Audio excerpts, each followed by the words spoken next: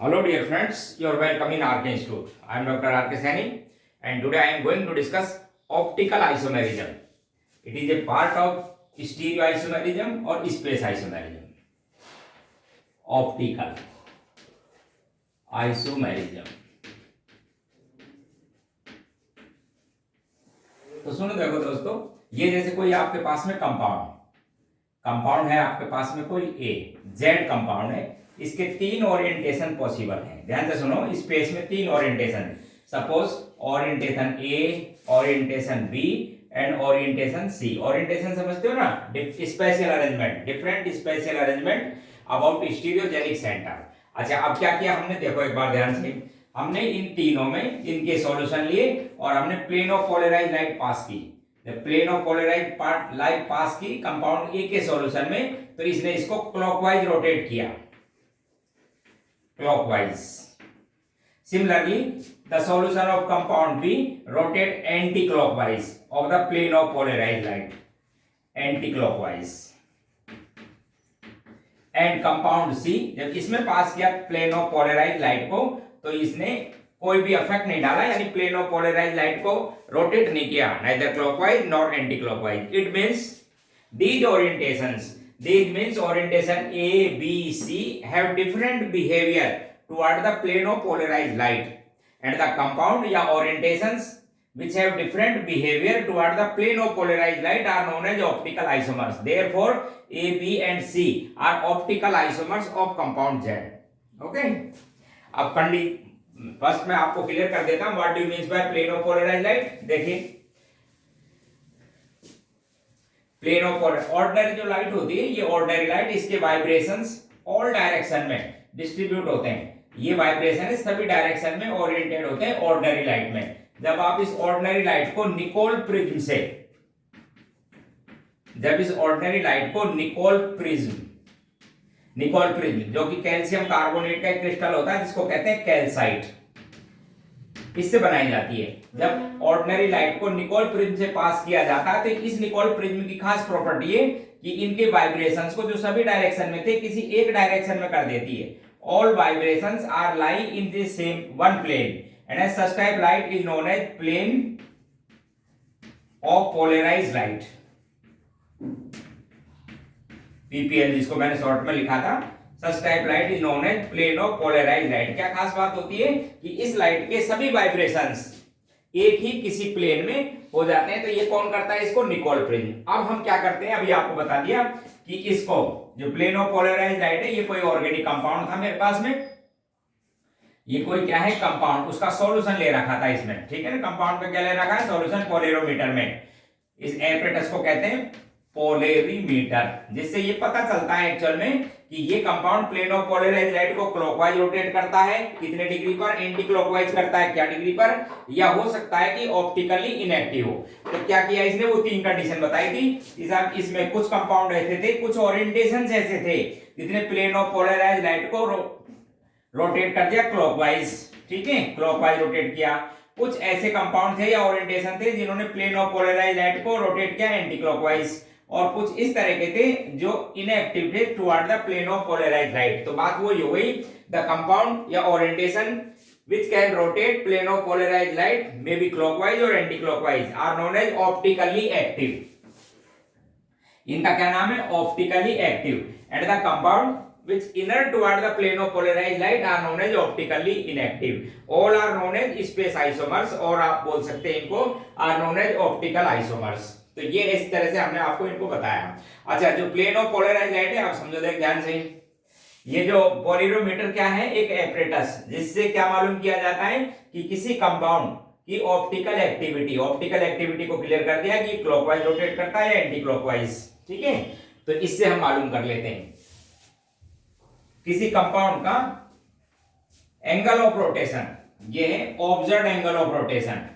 Observed का मतलब polarimeter से क्या मिला, किसी कंपाउंड का observed angle of rotation directly proportional to the concentration of compound, जो आपने ले रखी है, कंसंट्रेशन लेनी होती है ग्राम पर एमएल में, directly proportional to the concentration of compound and also directly proportional to the length of polarimeter tube. इस पोलेरीमीटर की ट्यूब की लेंथ, ये लेंथ ली जाती है डेसीमीटर में, ठीक है। प्रोपोर्शनल के साइन को हटाएंगे तो ये कांस्टेंट लिखेंगे, ऑब्जर्व एंगल ऑफ रोटेशन हो जाएगा, ये कांस्टेंट है प्रोपोर्शनल के साइन को हटाने के लिए। इसको कहते हैं स्पेसिफिक एंगल ऑफ रोटेशन, जो कि wavelength, radiation, plane of polarised light की वेवलेंथ और टेम्परेचर पर डिपेंड करता है। तो ये आपके पास में फॉर्मूला हो जाएगा किसी कंपाउंड के ऑब्जर्व एंगल ऑफ रोटेशन को कैलकुलेट करने का। ये स्पेसिफिक एंगल ऑफ रोटेशन किस पर डिपेंड करता है? Wavelength of light as well as temperature, ठीक है। और ये कंसंट्रेशन टेकन इन ग्राम पर एमएल, और ये एल क्या चीज है? डिस्टेंस या लेंथ ऑफ पोलरिमीटर ट्यूब। इससे आप क्या मालूम कर सकते हो? Observe angle of rotation. और यदि ये दे रखा हो आपको पोलरिमीटर में, देखो एक क्वेश्चन समझा दूं आपको, समझ लो। एक question, suppose 4 gram organic compound present in 30 ml solution. ध्यान से सुनो, 4 gram organic compound present in 30 ml solution and the length of polarimeter tube is 2 decimeter, ये लेंथ दे रखी है। observed angle of rotation is -20 degree, find specific angle of rotation of the compound। तो आपको मैंने concentration दे रखी है 4 ग्राम compound कितने में? 30 ml में। आपको किस में बतानी है? ग्राम पर ml में। तो कंसंट्रेशन हो गई 4/30, ये तो हो गई कंसंट्रेशन ग्राम पर ml। लेंथ आपको डायरेक्ट डेसीमीटर में दे रखी है, ऑब्जर्व एंगल दे रखा है, तो क्या मालूम कर लोगे आप? Specific angle of rotation. तो ये फॉर्मूला हो गया। देखो स्पेसिफिक एंगल ऑफ रोटेशन का देखिए, स्पेसिफिक एंगल ऑफ रोटेशन जो वेवलेंथ और टेम्परेचर पर डिपेंड करता है is equal to alpha observe upon C into L. C observe angle of rotation given -20, concentration given 4/30 और लेंथ गिवन 2। तो आंसर आ जाएगा आपके पास में specific angle of rotation measure कर सकते हैं या कैलकुलेट कर सकते हैं गिवन से। तो ये थे मेरे पास में ऑप्टिकल एक्टिव के बारे में बात। अब क्वेश्चन उठता है कि साहब हमको कंपाउंड को कैसे देखा जाए या किस तक क्या क्राइटेरिया है जिससे हम बता सकें कि which one compound is optically active and which one is inactive. तो हम क्या करेंगे? कंडीशन चेक करेंगे कि ऑप्टिकल एक्टिविटी के लिए क्या कंडीशंस है। देखो एक बार, conditions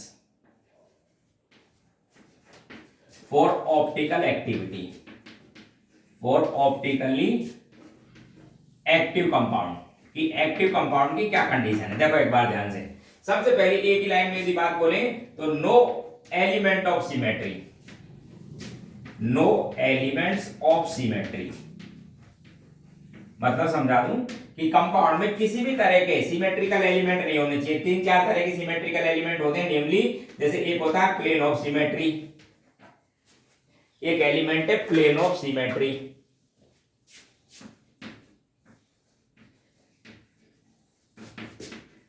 plane of symmetry short में पीओएस लिखते हैं। एक होता है साहब centre of symmetry, centre of symmetry, axis of symmetry,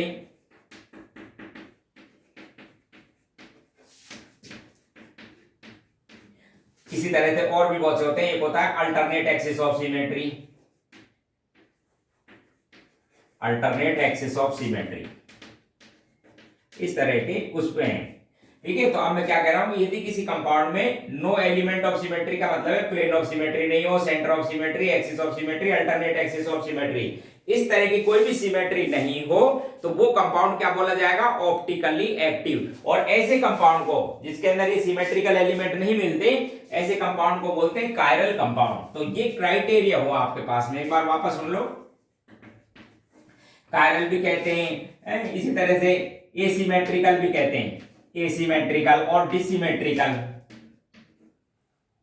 डिसिमेट्रिकल etcetera.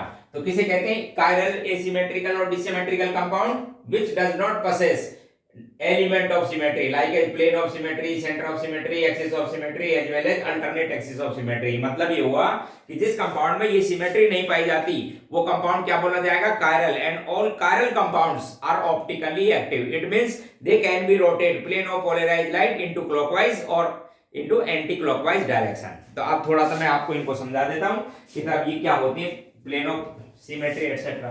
देखो बात ध्यान से, फर्स्ट मैं डिस्कस करता हूं प्लेन ऑफ सिमेट्री।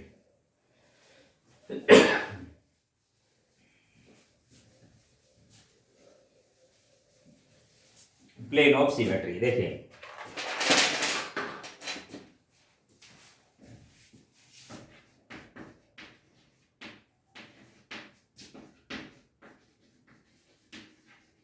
ध्यान से सुनो, जैसे ये मेरे पास में एक बार देख लो, ये सपोज चौक बॉक्स है, देखो इधर ध्यान से, प्लेन ऑफ सिमेट्री को डिफाइन कर रहा हूं, a plane by which molecule divide into two equal halves, दो इक्वल हाफ्स में कन्वर्ट हो जाना चाहिए, and both halves are mirror images और identical to each other, then this plane is known as plane of symmetry. तो मेरे पास इस जैसे चौक के बॉक्स में कई प्लेन ऑफ सिमेट्री हो सकती है, मैं इसको इस प्लेन से भी कट कर सकता हूं, तो अबो एंड बिलो आइडेंटिकल पार्ट होंगे, मिरर इमेज होंगे, मैं इसको ऐसे इस तरह से हॉरिजॉन्टल प्लेन से, वर्टिकल प्लेन से, ये हॉरिजॉन्टल प्लेन से कट कर दिया, ऐसे वर्टिकल से ऐसे भी कर सकता हूं, ध्यान से देखो, है ना। तो इसमें बहुत सी प्लेन है, मैं इसको इस फेस से भी कट कर सकता हूं, तो हाफ पार्ट ये हाफ पार्ट ये दोनों कैसे हो जाएंगे, मिरर इमेज। तो प्लेन ऑफ सिमेट्री की क्या डेफिनेशन हुई, ध्यान से सुने, a plane by which molecule divide into two equal halves and both halves are mirror images or identical to each other, then it is known as plane of symmetry, and the molecule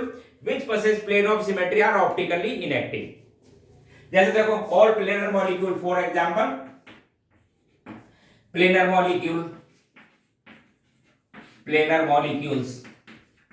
जैसे आपको पता है ना sp2 hybridisation में plane में होते हैं compound, जैसे ये आपके पास में एल्कीन, देखो इधर, जैसे फॉर एग्जांपल ये एल्कीन, कोई भी एल्कीन हो सकती है, जैसे ये रहा, तो इसको आप कट कर सकते हो प्लेन से ही। अभी मैंने बोला था ना, मैं इस चौक बॉक्स को इस तरह से भी कट कर सकता हूं यहां से, तो ये प्लेन है, तो इसको मैंने बीच में से ऐसे कट किया, देखो बहुत सी प्लेन बता रहा था, ऐसे पास किया, तो एक एटम इधर एक एटम प्लेन में तो जुड़ रहे थे, दोनों मिरर इमेजेस। तो प्लेनर मॉलिक्यूल में क्या मिलती है, प्लेन ऑफ सिमेट्री, और जो प्लेन ऑफ सिमेट्री पोसेस करते हैं आर ऑप्टिकली इनएक्टिव। ठीक है, अब आपको एल्केन में समझाता हूं, देखो अब आप देखो प्लेनर तो होते ही है, आप जो नॉन प्लेनर मॉलिक्यूल उनमें चेक करो, फॉर एग्जांपल एल्केन, एल्केन में सबसे सिंपल एग्जांपल लेता हूं मीथेन का। सबसे पहले तो आपको ध्यान होना चाहिए था कि जो मीथेन था, एक दिन पहले भी बताया था कि जो चार एटम है मीथेन के, ये टेट्राहेड्रली अरेंज है, एक बार वापस देख लो, ऐसे मीथेन में जैसे आप क्यूब में खड़े हो ना, तो ये देखो दो वैलेंसी, ये दो वैलेंसी अल्टरनेट कॉर्नर ऊपर की ओर, ठीक उसी तरह से ये दो वैलेंसी अल्टरनेट कॉर्नर नीचे की ओर, ऐसा होता है एक टेट्राहेड्रल मॉलिक्यूल। एक बार देखो, ये कार्बन है और तीन सपोज ये इसके बॉन्डेड एटम है या हाइड्रोजन, जैसे मीथेन होता। तो अच्छा, जब मैं इसको प्लेन पर रखता, आप देखना एक बार ध्यान से, जब इस कंपाउंड को टेट्राहेड्रल को मैं प्लेन को टच कराऊंगा, कहीं से भी करा दूं, आप चेक करो, देखो देखिए आप ध्यान से, कहीं से भी आप इसको कराएंगे इस तरह से प्लेन में, तो इसके तीन एटम, नेमली जैसे ये हाइड्रोजन था, ये हाइड्रोजन हाइड्रोजन, ये प्लेन को टच करेंगे, एक कार्बन प्लेन से अबो और एक वैलेंसी उसके अबो। तो किसी भी टेट्राहेड्रल ज्योमेट्री को जब आप प्लेन पर रखेंगे, जैसे मैंने CH4 की बात की, तो कितने एटम टच करेंगे बोलो, इसके तीन प्लेन को, कार्बन प्लेन से अबो और एक हाइड्रोजन इसके ऊपर, इस तरह से होता है टेट्राहेड्रल। अब समझो आप ध्यान से, तो मैं ये जो ऊपर जो एटम या जो ग्रुप होते हैं उसको स्फीयर मान के चला करो, तो जब मैं इस एटम को काटूंगा ऐसे एच कट हो जाएगा और ये प्लेन ऐसे बाहर निकल जाएगा, तो मॉलिक्यूल कैसा हो जाएगा, ये प्लेन ऑफ सिमेट्री मिलेगी, and hence it is optically inactive. ठीक है, एक मॉलिक्यूल। ठीक है, इसी तरह से अब आप मुझे बता सकते हो कि ऐसी प्लेन ऑफ सिमेट्री, ध्यान से सोचो, इस मीथेन में प्लेन ऑफ सिमेट्री टोटल कितनी हो सकती है, सोचिए। तो इसका आंसर है 6। कैसे, देखो आप समझना, ध्यान से सुनो, सपोज नंबर डाल दो हाइड्रोजन के, ये 1 2 3 और ऊपर हाइड्रोजन था आपके पास में ये 4, तो मैंने एक बार कट किया, देखो ध्यान से 4 को कट कर दिया, और कार्बन और इस 2 से 4 2 का, ठीक है, मैं चाहता था ऐसे भी कट सकता, 4 थे 4 3 और 1 थे, देखो इधर ये मिरर इमेजेस हैं, यदि मैं प्लेन को ऐसे पास करता तो इससे कट हो जाता, 1 और 4 कट किया, तो देखो 1 ये बीच में रखो, कार्बन 2 कट कर सकता हूं, ऊपर ले लेंगे मैं 2 को ले लेता हूं ऊपर, और 1 को ऐसे 3 को ले लेता हूं इस तरह से, 1 कार्बन 3 1 कार्बन 4 3 हो गई प्लेन ऑफ सिमेट्री, 1 2 हाइड्रोजन ये नंबर है। इसी तरह से 2 कार्बन 3 कट कर सकते हो, 2 कार्बन 4 कट कर सकते हो, और 3 कार्बन 4, तो टोटल प्लेन ऑफ सिमेट्री पता है कितनी होती है मीथेन में, 6 plane of symmetry are there in methane, and hence it is optically inactive. अब दूसरा कंपाउंड देखो, अब आप देखिए इस तरह से, ये कंपाउंड है सपोज मेरे पास में CH3Cl, इसमें है क्या, तो आप ध्यान से समझना, इसके जो 3 H थे वो तो इस तरह से आप इसको अरेंज करो जिससे प्लेन ऑफ सिमेट्री एक्सप्लेन कर सके। 3 H तो रहे प्लेन में, कार्बन अबो प्लेन में नहीं थोड़ा ऊपर, और ये क्लोरीन भी ध्यान रखना, एटम ही तो है, तो इसी को काटिए पहले आप, इस क्लोरीन को, फिर ये कार्बन को, और ऐसे देखो इधर, it is also optically inactive, ये प्लेन ऑफ सिमेट्री। कौन कौन से एटम कटे जैसे देखा जाए तो इसमें, एक तो ऊपर का क्लोरीन, एक कार्बन, और हाइड्रोजन में कोई भी काट सकते हो आप, ठीक है, तो इसके अंदर भी प्लेन ऑफ सिमेट्री मिलेंगी, 3 जैसे प्लेन ऑफ सिमेट्री मिल जाएंगी। इसी तरह से CH2Cl2, ये है क्या, देखो CH2Cl2 को एक्सप्लेन कर दूं, दो तो आपके पास में ये हाइड्रोजन और ये सपोज क्लोरीन, छोटा बड़ा ये तो होगा हाइड्रोजन, तो है तो स्पेयर ही, ऊपर रखो आप एक क्लोरीन, हट दो ऐसे ही, देखो देखिए ऊपर का क्लोरीन कट, ये क्लोरीन और कार्बन ये identical part and has also possess plane of symmetry, इसमें भी है, ध्यान से देखिए। एक कंपाउंड लिखता हूं CHClBrI,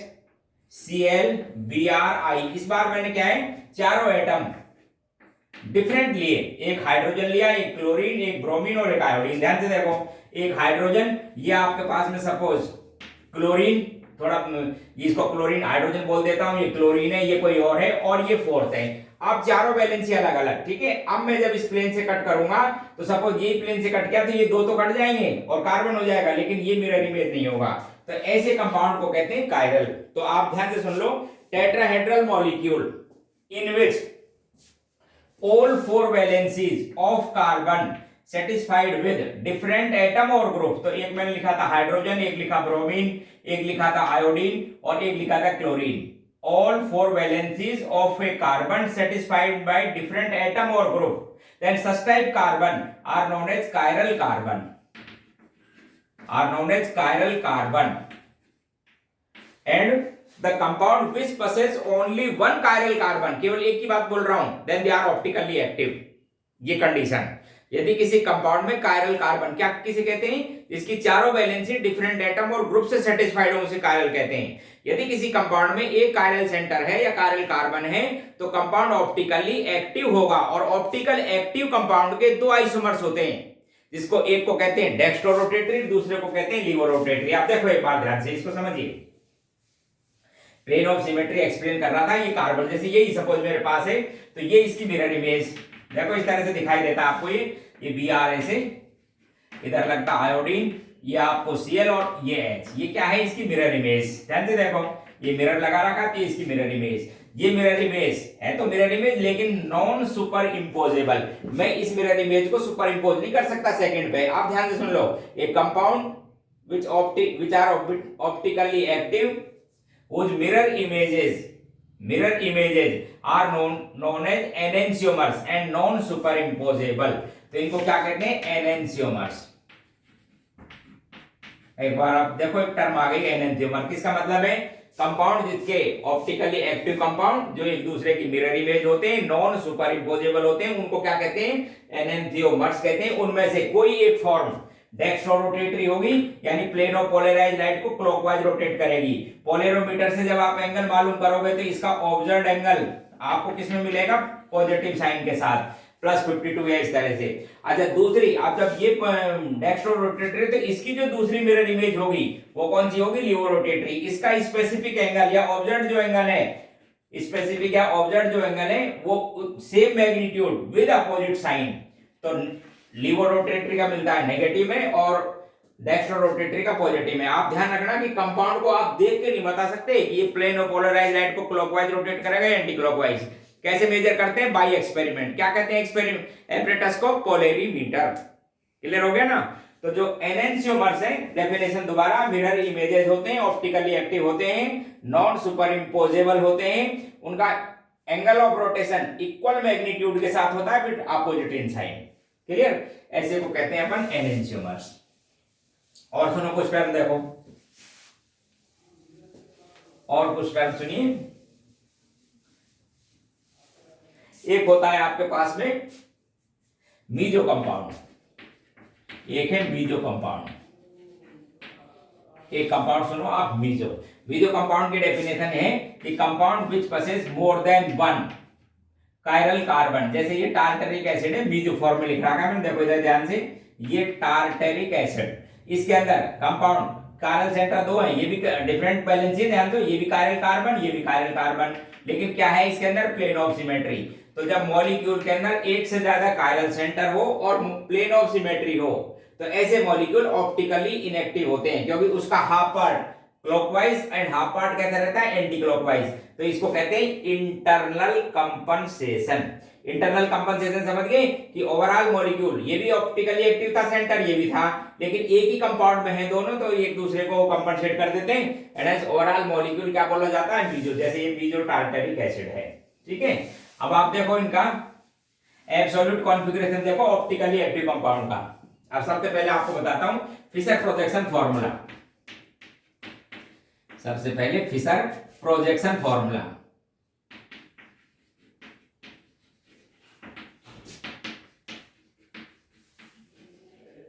तो ध्यान से देखो, जैसे ये मेरे पास में है, सपोज ये लैक्टिक एसिड, इधर देखिए, इस लैक्टिक एसिड का आपको फिशर प्रोजेक्शन फॉर्मूला बनाना होता है। तो सबसे पहला सुनो, फिशर प्रोजेक्शन फॉर्मूला एक्चुअल में ये जो कंपाउंड होता है 3 डायमेंशनल स्पेस में जो कंपाउंड होता है उसको 2D में, 2D का मतलब समझते हो ना, प्लेन में, उसको प्लेन में रिप्रेजेंट करने का, प्लेन का मतलब पेपर में या बोर्ड पे रिप्रेजेंट करने का एक सिंपल तरीका है। वापस फिशर प्रोजेक्शन फॉर्मूला की क्या यूटिलिटी है कि किसी मॉलिक्यूल की 3 डायमेंशनल स्पेस में जो अरेंजमेंट होता है उसको किस में रिप्रेजेंट करते हैं, प्लेन में या बोर्ड पर या पेपर पर रिप्रेजेंट किया जाता है। ठीक है, 2-3 स्टेप में। फर्स्ट, जो इसका कायरल कार्बन है, ये जो कायरल कार्बन है उसको ऐसे क्रॉस से लिखते हैं, 2 वैलेंसी है उस कायरल कार्बन पर, इसको कहते हैं हॉरिजॉन्टल और ये हो गएगी वर्टिकल। देखो इधर ध्यान से, ये कायरल कार्बन। दूसरा पॉइंट कि जो इसमें वर्टिकल पॉइंट है, vertical line represent main chain of the compound eight which top most functional group present at there top. तो इसका प्रेजेंट चेन, पेरेंट चेन को रिप्रेजेंट करेगी, 3 कार्बन की चेन थी, ये वर्टिकल लाइन, ये कायरल सेंटर है ये वाला। अच्छा, टॉप पर कौन सा रहेगा, प्रिंसिपल फंक्शनल ग्रुप। तो ये साहब COH प्रिंसिपल फंक्शनल ग्रुप था, ये मैंने लिख दिया यहाँ पर, अकॉर्डिंग टू IUPAC लिखते हैं, ध्यान रखना आप। अच्छा, अब जो ये कायरल सेंटर है, वर्टिकल हॉरिजॉन्टल लाइन, इसमें 2 है, एक तो हाइड्रोजन और एक OH। तो ये आपकी चॉइस है, आप इसको राइट साइड में भी और लेफ्ट में कैसे भी लिख सकते हो। तो लैक्टिक एसिड के मैं 2 कॉन्फ़िगरेशन लिख सकता हूं, एक तो ये लैक्टिक एसिड और ठीक दूसरा ये, दूसरा लैक्टिक एसिड। ये एक दूसरे की ध्यान से देखो, ये मिरर इमेजेस हैं, नॉन सुपर इंपोजेबल। इनमें से कोई एक फॉर्म डेक्स्ट्रो तो दूसरी फॉर्म क्या है, लीवो। तो ये मेरे पास में था फिशर प्रोजेक्शन फॉर्मूला राइटिंग का मेथड कि 2D में कैसे लिखते हैं कंपाउंड को। ठीक, अब देखो इनके एब्सोल्यूट कॉन्फ़िगरेशन रीड किए जाते हैं। जब एब्सोल्यूट कॉन्फ़िगरेशन रीड किए जाते हैं तो आप समझो,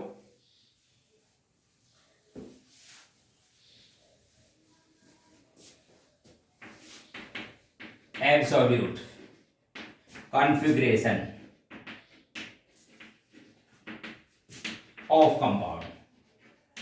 ठीक है, तो एब्सोल्यूट कॉन्फ़िगरेशन कंपाउंड का कैलकुलेट करने के लिए, डिटरमाइन करने के लिए, सबसे पहली बात, सबसे फर्स्ट पॉइंट ये है कि जो लोएस्ट प्रायोरिटी का ग्रुप है, अब लोएस्ट प्रायोरिटी कौन सा, अकॉर्डिंग टू CIP रूल्स। याद करो CIP रूल्स को, जिसका एटॉमिक नंबर कम गेट हायर प्रायोरिटी। तो जो CIP रूल के अकॉर्डिंग जो लोएस्ट प्रायोरिटी का ग्रुप है, फिशर प्रोजेक्शन फॉर्मूला पे वर्टिकल लाइन पर होना चाहिए। ध्यान से सुनो, वर्टिकल लाइन को हम एज्यूम करते हैं 3D में अवे फ्रॉम द व्यूअर, और हॉरिजॉन्टल को कहां करते हैं, टुवर्ड द व्यूअर। या मैं ऐसे बोलूं कि जो वर्टिकल जो लाइन थी उस पर जो ग्रुप जुड़े हुए हैं वो ब्लू टू द प्लेन, और जो हॉरिजॉन्टल लाइन पर जुड़े हैं वो क्या है, above to the plane, and hence horizontal line के ग्रुप कहां पर होंगे, टुवर्ड द ऑब्जर्वर, और जो वर्टिकल लाइन के होंगे वो क्या होंगे, अवे फ्रॉम द ऑब्जर्वर। तो एक ही लाइन है खास इंपॉर्टेंट कि जब भी आप कंपाउंड का एब्सोल्यूट कॉन्फ़िगरेशन रीड करो तो ये नेसेसरी या हार्ड एंड फास्ट है कि lowest priority according to CIP rule must be present vertical line in Fischer projection formula और in dotted line in 3 dimensional space. ठीक है, अब मैं सबसे पहले इस फिशर प्रोजेक्शन फॉर्मूला की बता रहा हूं। जैसे ये था आपके पास में, अभी थोड़ी देर पहले बनाया था हमने, ये लैक्टिक एसिड, इसके 2 कन्फर्मेशन थे इस तरह से। एक कन्फर्मेशन ये था, अब इस कंपाउंड को रीड नहीं कर पाओगे आप, ठीक है, इसके लिए या तो शॉर्ट ट्रिक होनी चाहिए या फिर मैंने आपको बताया था वर्टिकल पर होना चाहिए लोएस्ट प्रायोरिटी का। तो CIP रूल के अकॉर्डिंग ये सबसे लोएस्ट प्रायोरिटी का एटॉमिक नंबर 1। तो आप क्या करोगे, यदि ये वर्टिकल पर नहीं है तो किसी एक ग्रुप को, आपकी चॉइस है, इस ग्रुप को या इसको भी कर सकते हो, किसी एक ग्रुप को तो कर दो fix at their position and remaining groups are rotate simultaneously in such a manner by which lowest priority group occupy vertical line. क्या बोला कि एक ग्रुप को कर दीजिए फिक्स एंड रिमेनिंग ग्रुप्स को साइमल्टेनियसली रोटेट करो by which lowest priority group occupy vertical line. जैसे मैं इसको तो कर देता हूं फिक्स और इसको रोटेट कर देता हूं साइमल्टेनियसली। देखो ऐसे किया तो इस कंपाउंड का ओरिएंटेशन ये बना, ध्यान से देखना, ये H हो जाएगा, उसके बाद में ये इधर CH3 और ये हो जाएगा OH। अब आप रीड करोगे एब्सोल्यूट कॉन्फ़िगरेशन के लिए कंडीशन ये है, आप क्या रीड करोगे, देखो इधर ध्यान से। फर्स्ट लोएस्ट प्रायोरिटी को छोड़ो और जो 3 ग्रुप है उनको अकॉर्डिंग टू CIP उनको प्रायोरिटी ऑर्डर डिसाइड करो। ये आपके पास में फर्स्ट ये कार्बन, फिर ऑप्शन चेक करना, ये सेकंड प्रायोरिटी और ये third, according to CIP rule है, ध्यान रखना। फिर आप इस मॉलिक्यूल के जो प्रायोरिटी ऑर्डर है फर्स्ट सेकंड थर्ड, इनको डिसेंडिंग ऑर्डर में आपको देखना है फर्स्ट सेकंड थर्ड को क्या देखना है, डिसेंडिंग ऑर्डर में। यदि आइस क्लॉकवाइज रोटेट करती हैं then molecule is rectus, rectus right को कहते हैं, आर से डिनोट करोगे। और यदि हमारी आइस एंटी क्लॉकवाइज, जैसे फर्स्ट प्रायोरिटी, ये सेकंड प्रायोरिटी और ये थर्ड, तो फर्स्ट को देखो सेकंड को देखो, और एंटी क्लॉकवाइज करती है तो इसको कहेंगे सिनिस्टर, सिनिस्टर उसको कहेंगे एस लेफ्ट से। तो एक बार वापस देखो, after decide the priority order of groups, if lowest priority group present at the vertical line, then remaining three groups see in descending order. If i's move in clockwise, then absolute configuration is rectus. If they move with anti-clockwise, then absolute configuration is sinister. For example, इस given compound को देखिए आप, तो compound first second third, first को देखो second को, कैसे किया आपके यहाँ पर, ये एब्सोल्यूट कॉन्फ़िगरेशन आया एंटी क्लॉकवाइज, एंटी क्लॉकवाइज को क्या लिखते हैं आप, सिनिस्टर। ठीक है, इस तरह से। अच्छा आप दूसरा सुनो, एक गोल्डन रूल बता दूं, यदि आप यहीं पर देखना चाहते हो, इसको रोटेट नहीं करना चाहते, तो आप सिंपल कर सकते हो, लेकिन कंडीशन है कि लोएस्ट प्रायोरिटी ग्रुप कहां पर नहीं हो, वर्टिकल लाइन पर नहीं हो तब। तो गिवन कंपाउंड का कॉन्फ़िगरेशन रीड कर लो और उसको अपोजिट करके लिख दो। जैसे मुझे ये गिवन कंपाउंड का कैसे दिखाई दे रहा था, आर, कैसे लिखा जाएगा, एस। फिर भी एक बात ध्यान रखना, फिर क्या ध्यान रखोगे कि ये जो लेक्टस और सिनिस्टर फॉर्म है, ये कंपाउंड के रोटेशन है एब्सोल्यूट। इसका मीनिंग या इसका रिलेशन किसी भी उसमें डी और एल से नहीं है। डी और एल समझते हो ना, डेक्स्ट्रो रोटेटरी और लीवो रोटेटरी, उससे कोई रिलेशन नहीं, वो केवल एक्सपेरिमेंटल डेटा है जिसको पोलैरोमीटर से मालूम किया जाता है। इस आर और एस का मतलब कंपाउंड या तो लेफ्ट होगा या कंपाउंड राइट होगा, रेक्टस और सिनिस्टर। ठीक है, तो एक तो ये था आपके पास में। दूसरा आप ऐसे भी कर सकते हो, मैं आपको क्लियर कर दूं, जैसे एक ग्रुप तो आपने फिक्स कर लिया था और दूसरे को रोटेट कर दिया था। ठीक है, आप किसी को भी कर सकते हो, ऐसा नहीं है कि आपने COH ही किया। देखो मैं आपको क्लियर कर दूं, जैसे ये आपके पास में CH3 और इधर H लग रहा था, इधर OH लगा हुआ था, आप ऐसे इसको भी फिक्स कर सकते हो, इसको फिक्स कर लो और इसको साइमल्टेनियसली रोटेट कर लो। बस एक ही बात ध्यान रखोगे कि लोएस्ट प्रायोरिटी का ग्रुप कहां पर आ जाना चाहिए आपके पास में, वर्टिकल लाइन पर। तो ऐसे भी आ सकता है, ये देखिए ये कंपाउंड वर्टिकल लाइन पे इस तरह भी आ जाएगा, इस H को आ जाएगा इस जगह, ये चला जाएगा साहब COH, एक साथ रोटेट कर दो और OH आ जाएगा ये आपने कांस्टेंट कर ही रखा था। नंबर 1 को देखेंगे, 2 को, 3 को, नंबर 1 2 3 कैसे मूव किया, anti clockwise, first second and third anti clockwise. तो क्या बोलोगे आप कंपाउंड को, एस, सिनिस्टर। क्या कहेंगे, सिनिस्टर। तो ये सिनिस्टर कॉन्फ़िगरेशन था। तो ये तो था मेरे पास में किसमें, absolute configuration Fischer projection formula में। आप देखो एक से ज्यादा कायरल सेंटर हो, जैसे मीजो कंपाउंड था ना, उसका समझाता हूं आपको। देखो ये आपके पास में अभी थोड़ी देर पहले मीजो की बात की थी आपने, इधर देखिए ये कंपाउंड था मेरे पास में मीजो टार्टेरिक एसिड, जैसे ये था।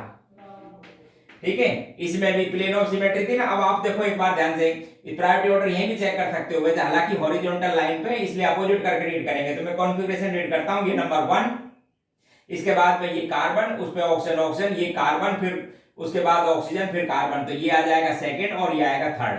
तो फर्स्ट को देखो, सेकंड को, थर्ड को, तो क्या लगा आपको, ये एंटी क्लॉकवाइज, एंटी क्लॉकवाइज लिखोगे क्या आप इसको, आर, इसकी वजह से। इसी तरह से यहाँ पर रीड करो, ये नंबर 1, ये नंबर 2 और ये नंबर 3 इस कार्बन के लिए। फर्स्ट को देखो, सेकंड को, कैसा लग रहा है अपने को, आर, लिखोगे क्या, एस।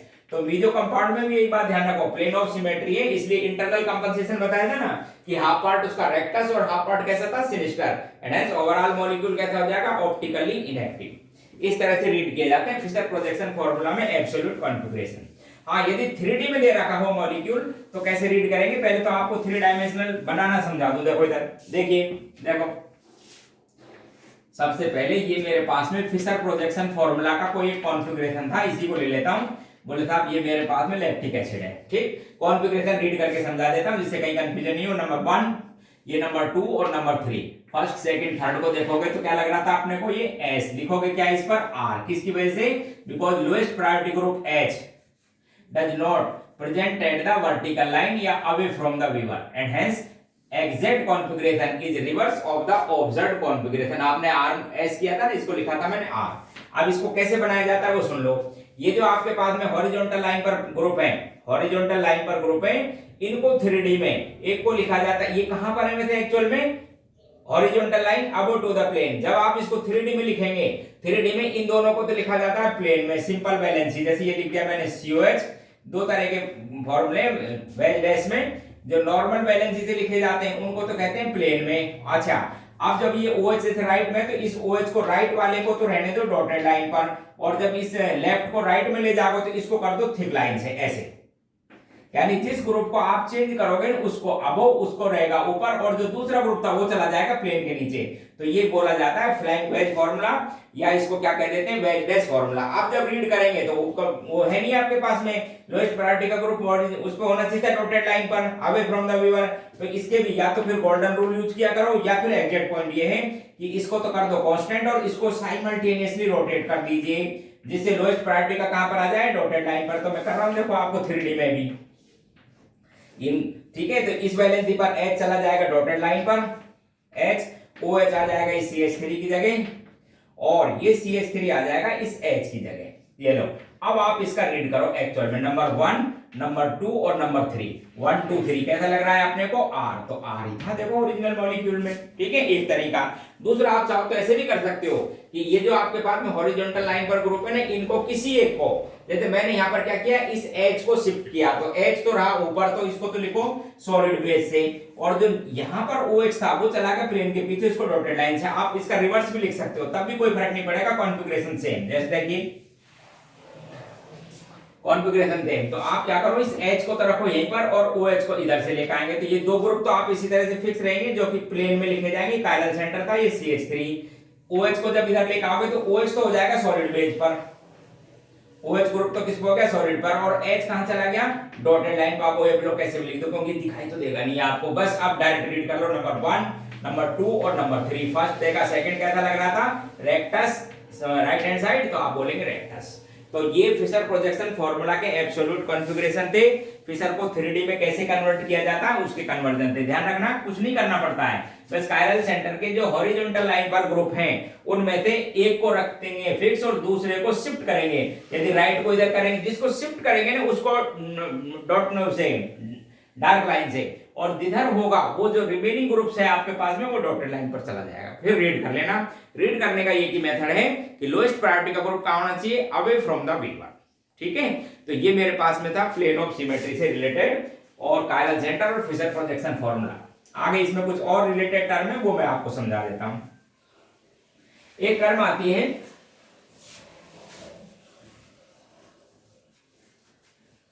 डायस्टीरियोमर्स, ध्यान से सुनो, डायस्टीरियोमर्स, डायस्टीरियोमर्स। अब देखो एक बार ध्यान से, जैसे यही था आपके पास में, ये दो कंपाउंड है, इधर देखो टार्टरिक एसिड का ये कॉन्फ़िगरेशन हो रही है, ये टार्टरिक एसिड का एक कॉन्फ़िगरेशन है। ये तो आपने बोला था मीजो टार्टरिक एसिड, एक दूसरा और है, देखो इधर एक टार्टरिक एसिड का ये भी ओरिएंटेशन है। ये भी वैसे तो केमिकली तो कंपाउंड टार्टरिक एसिड ही है, आप ध्यान से देखो, कनेक्टिविटी तो सेम है, इसलिए स्पेस आइसोमर्स है। आप इन दोनों को देखो, ये कंपाउंड तो मीजो, वो कंपाउंड एक्टिव था, एक्टिव का मतलब उसकी मिरर इमेज बनती। अच्छा, इन दोनों कंपाउंड को बताओ कि क्या ये मिरर इमेजेस हैं, बिल्कुल नहीं, मिरर इमेज भी नहीं। चेक करो, मिरर इमेज के लिए वो अच्छी तरह आनी चाहिए, ठीक है, मिरर इमेज भी नहीं है। इन दोनों को यदि सुपर इंपोज किया जाए तब भी नहीं। तो कंपाउंड सुनिए, एक दूसरे की मिरर इमेज भी नहीं और एक दूसरे पर सुपर इंपोज भी जो नहीं होते हो, उन कंपाउंडों को कहते हैं diastereomers, may be optically active और इनएक्टिव। यानी दो आइसोमर्स बोल रहा हूं, molecular formula same, are not mirror images to each other as well as non superimposable, then such type compounds या isomers are known as diastereomers. For example, mesotartaric acid and optically active tartaric acid are diastereomers to each other. तो ये कहते हैं diastereomers. और दो तीन compound और इस टर्म में उनको समझो।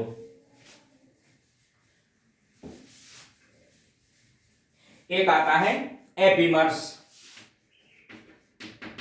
एपीमर्स ध्यान से देखो, ये आपके पास में ग्लूकोज का ओरिएंटेशन है, आपको समझा दूं, CHO, ये OH, H, इसी तरह इधर H है, OH है,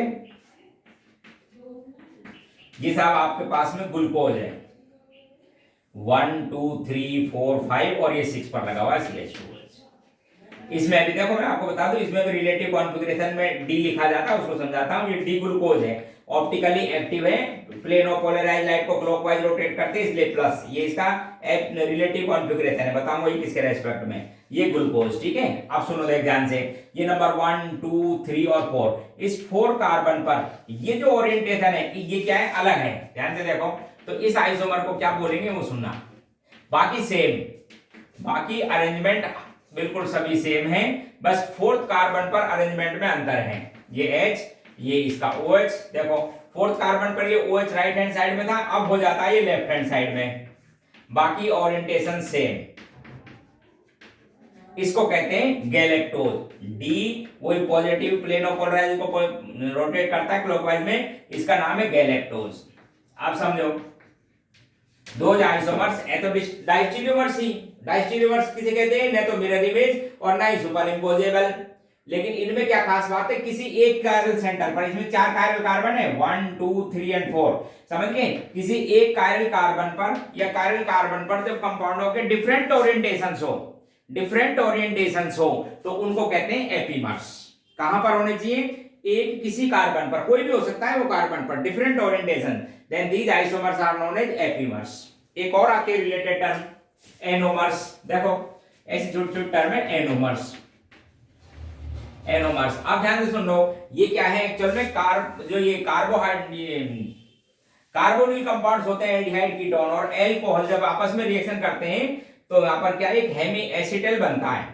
कार्बोनिल कंपाउंड हेमी एसिटल और हेमी कीटल, उनसे रिलेटेड टर्म है। जैसे ये मेरे पास में थी ग्लूकोज, ठीक है, ये ग्लूकोज, ये जब इसका एल्डिहाइड का ये जो पाई बॉन्ड है, ये जब रिएक्शन करता है तो 5th नंबर का ये OH और ये आपस में जुड़ जाते हैं, ठीक है। तो H तो चला जाता है O पे और ये O जुड़ जाता है कार्बन से। अब एक कायरल सेंटर और जनरेट हो जाता है, एक कायरल कार्बन और जनरेट हो जाता है इस तरह से। देखो ये 1 2 3 और ये 4 और ये 5th वाला, 5th से ये O और ऐसे एक कायरल सेंटर और जनरेट हो गया और ये रिंग बन गई। आप ध्यान से देखेंगे 6 मेंबर रिंग। अब इसमें क्या खास बात है कि ये OH राइट पे भी हो सकता था और लेफ्ट पे भी फर्स्ट कार्बन का, इनको हेमी एसिटाइल रिंग कहते हैं। तो यदि ये OH राइट हैंड साइड में है तो इसको कहेंगे अल्फा और इसकी वजह से डी ग्लूकोज, और यदि ये लेफ्ट हैंड साइड में होता तो क्या कह देते इसको, बीटा डी ग्लूकोज। अब शांत से सुनो, एनोमर किसे कहते हैं, तो जो हेमी एसिटाइल रिंग है ग्लूकोज की फ्रक्टोज की, उनमें फर्स्ट कार्बन पर, यानी देखा जाए तो एक तरह के एपीमर्स ही हैं, but these compounds have different orientation at carbon first और new generated chiral carbon first। जो न्यू जनरेट हुआ साइक्लिक फॉर्मेशन में कार्बन फर्स्ट था, उस पर डिफरेंट ओरिएंटेशन होने की वजह से उनको क्या बोल देते हैं अपन, एनोमर्स। समझ गए, तो इनको कहते हैं एनोमर्स। और है दो एक टर्म छोटी छोटी, समझिए ध्यान से। एक होता है थ्रियो एंड इरिथ्रियो। देखो एक बार ध्यान से, थ्रियो एंड इरिथ्रियो, इसकी कंडीशन सुन लो। कायरल सेंटर 2 होने चाहिए कंपाउंड में और एटलीस्ट 2 एटम और ग्रुप्स आइडेंटिकल होने चाहिए। कंपाउंड में कायरल सेंटर 2 और एटलीस्ट 2 एटम और group are identical, then we use threose and erythrose term, threo and erythro term, ठीक है। कैसे, देखो इधर ध्यान से, सपोज जैसे ये मेरे पास में OH, देखो एक कंपाउंड ये था,